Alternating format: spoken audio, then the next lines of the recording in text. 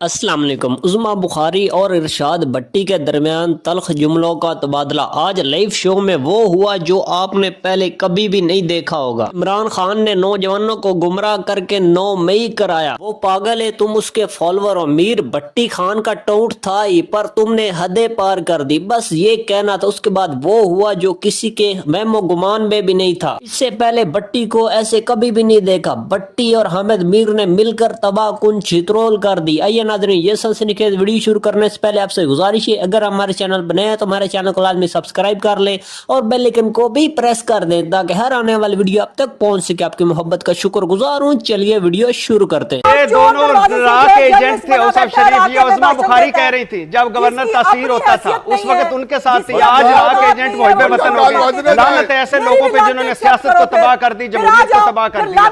لعنت ہے ایسے لوگوں پہ جو کل اس طرف کھڑے ہوتے ہیں کل اس طرف کھڑے ہوتے ہیں۔ لعنت ہے ایسے لوگوں پر جو جن کا کوئی اصول نہیں، کوئی منطق نہیں، کوئی اخلاقیات نہیں۔ اور ملک آپ لوگوں کے ہتھے چڑھا، مطلب کے اور شریف فیملی کے۔ اس سے پہلے یہ پاکستان پتہ کیا تھا؟ یہ پاکستان وہ تھا جس نے جرمنی کو قرضہ دیا تھا۔ یہ پاکستان وہ تھا جس نے جاپان کی مدد کی تھی۔ یہ پاکستان وہ تھا جس نے چین اور امریکہ کو ایک ٹیبل پر بٹھایا تھا۔ یہ پاکستان وہ تھا جس کی زکوٰۃ 1 ارب ملک کو جاتی تھی۔ یہ پاکستان وہ تھا جس میں شاہ ایران آیا کرتا تھا اور حیران ہو جاتا تھا اس کی ترقی پر۔ یہ پاکستان وہ تھا جو ایشیا میں ترقی میں سب سے آگے تھا۔ یہ پاکستان وہ تھا جس کا ماڈل کوریا نے اور سنگاپور نے اپنایا۔ یہ پاکستان وہ تھا جس کا کراچی دنیا کی سیرگاہ تھا۔ یہ پاکستان وہ تھا جس کی سٹیل مل سونا اگلتی تھی۔ یہ پاکستان وہ تھا جس کی PIA پر سفر کرنے کے بعد بڑے بڑے لوگ فوٹو کھچواتے تھے جہاز کے ساتھ۔ اور پھر یہ پاکستان چڑھ گیا آپ کے ہتھے اختیار ولی صاحب، آپ کے ہتھے، آپ سے مراد آپ کی پارٹی اور آپ کی اتحادی پارٹی کے ہتھے۔ اور پھر ہم ملک کا بھی سوا ستیہ ناس ہو گیا، اس قوم کا بھی سوا ستیہ ناس ہو گیا اور سب چیزوں کا سوا ستیہ ناس ہوگا۔ اب آپ کہتے ہیں کہ تعریف کریں، میں کس کی تعریف کروں؟ معیشت کی تعریف کروں جو آج بھی صرف خوشخبریوں پر ہے؟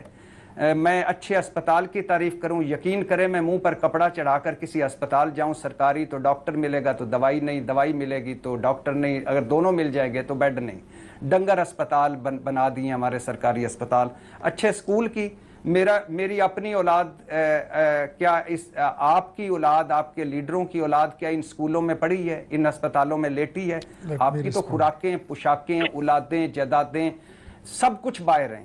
اور کیا میں کروں کہ انصاف ہے اس ملک میں، اس کی تعریف کروں؟ آپ دل پہ ہاتھ رکھ کے کہہ سکتے ہیں کہ انصاف ہے؟ آپ کے نواز شریف نے ووٹ کی عزت کا نعرہ مارا تھا اور خود اپنے حلقے میں ووٹ کی وہ عزت برقرار نہ رکھ سکے۔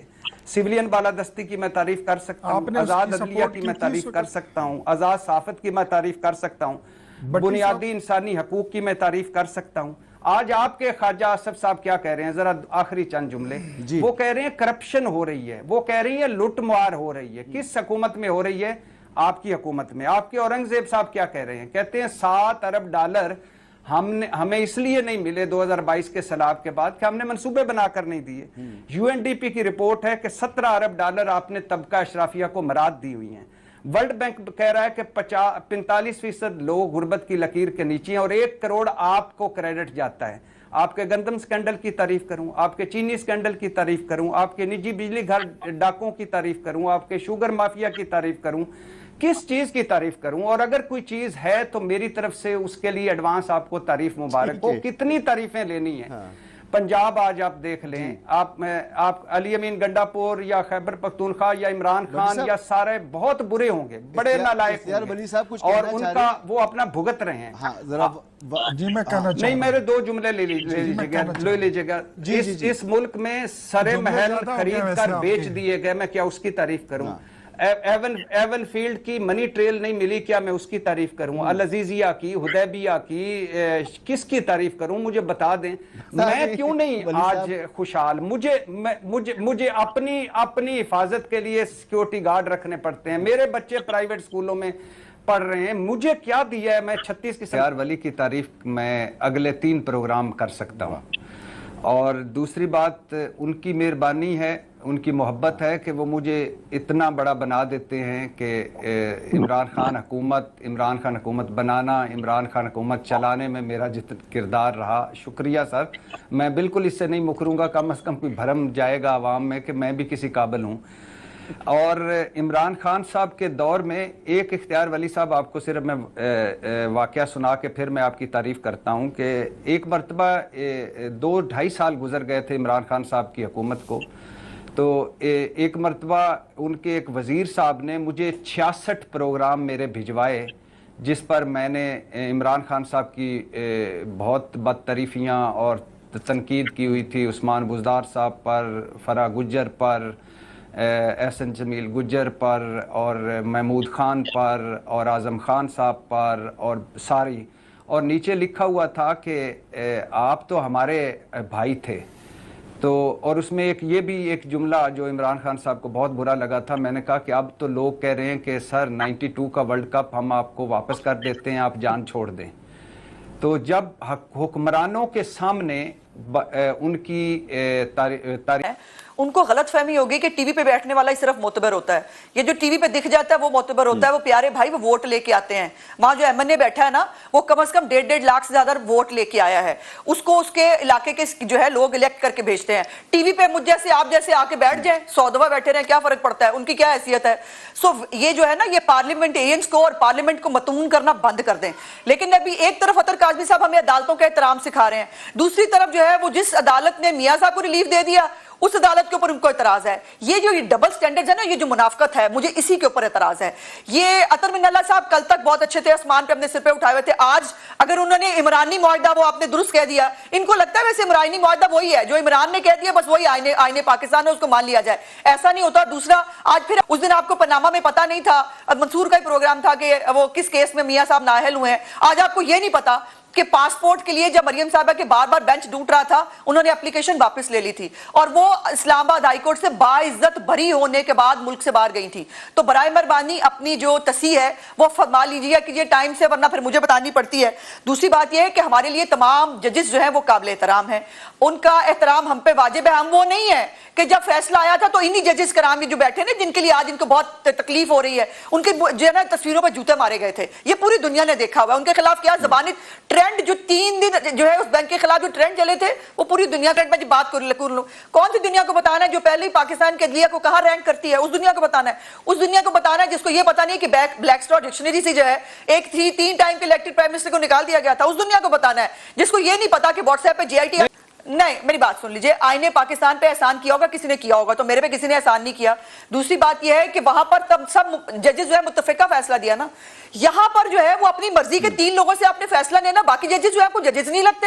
اپنے عہدے سے جو بددیانتی کر رہا ہے، جو سیاسی کھیل کا حصہ بنا ہوا ہے، جو کسی سیاسی جماعت کا پیروکار بن رہا ہے، جو کسی سیاسی جماعت کے حق میں جو ہے وہ دوبارہ فیلڈنگ سجانا چاہتا ہے، ان ججز کے لیے ہمارا کوئی احترام نہیں ہے. ہم وہ گالی گلوچ نہیں کریں گے، ہم جوتے نہیں ماریں گے، لیکن ہم اختلاف کریں گے. ہم کہیں گے کہ یہ نہیں چلے گا. جو پھر استعفیٰ دے کر جا کر جو ہے وہ سیاست کریں، الیکشن لڑ لیں، یہ زیادہ بہتر ہے ان کے لیے. لیکن ججز جو ہے ان کو آپ ڈچ کر رہے ہیں، ان کے ساتھ آپ بددیانتی کر رہے ہیں. آپ ایک سیاسی فیلڈنگ سے جا کے بیٹھے ہیں، ایک سیاسی جو جماعت کے فائدے کے لیے جو ہے وہ آپ ہر طرح کا فیصلہ دینے کی اپنی مرضی کے بینچ کے ساتھ کوشش کر رہے ہیں. اس کو کون مانے گا؟ ان فیصلوں کو کوئی. جی ناظرین، آپ نے عظمیٰ بخاری اور ارشاد بٹی کی گفتگو سنی. ناظرین، جیسا کہ آپ کو پتا ہے عظمیٰ بخاری جس شو میں جاتی ہیں بدتمیزی کی انتہا کر دیتی ہیں. آپ اپنا پوائنٹ آف ویو لوگوں کے سامنے تمیز کے دائرے میں بھی رکھ سکتے ہیں. ناظرین، اب صحافت ہمارے ملک میں نام کی رہ گئی. جیسا کہ آپ کو پتا ہے اب صحافت اس نام سے پہچانی جاتی ہے، یہ عمران خان کا سپورٹر ہے، یہ نواز شریف کا سپورٹر ہے. اور ناظرین، صحافت ایسے نہیں ہوتی. صحافت ایسے ہوتی ہے جو بھی لوگوں میں غلط چیزیں ہوتی ہیں، سیاست دانوں میں، وہ لوگوں کو بتاتے ہیں یہ غلط چیز ہے. جو اچھی چیز ہوتی ہے اور اس کو بن چڑھ کے بتاتے ہیں یہ بھی اس کی اچھی چیز ہے. ہمارے پاکستان میں سیاست کم، سیاسی وار زیادہ نظر آ رہا ہے. ہمارے سیاستدان تو اس چیز میں پڑے ہوئے ہیں، پر صحافی بھی ان چیز سے باہر نہیں ہے. میں یہ نہیں کہتا یعنی کہ سارے صحافی برے اور سارے سیاستدان ہی برے ہیں. ان میں اچھے بھی ہیں، صحافی بھی اچھے اور سیاستدان بھی اچھے ہیں. ناظرین، جیسا کہ آپ کو پتا ہمارے پاکستان میں سیاسی انتقام کا نشانہ بنایا جا رہا ہے عمران خان کو. عمران خان نے بھی یہی کچھ کیا تھا. جیسا کہ آپ کو پتا عمران خان نے اپنی دور حکومت میں جو مریم نواز اور اس کا والد کو جیل میں ڈالا تھا وہ غلط تھا. ہم اس کو ڈیفینڈ نہیں کرتے.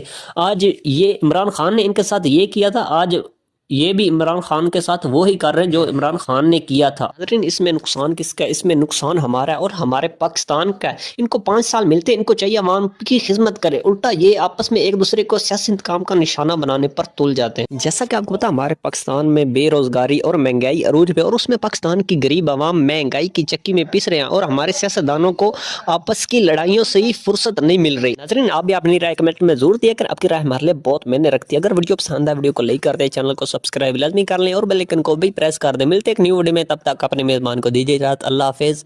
پاکستان ہمیشہ زندہ باد.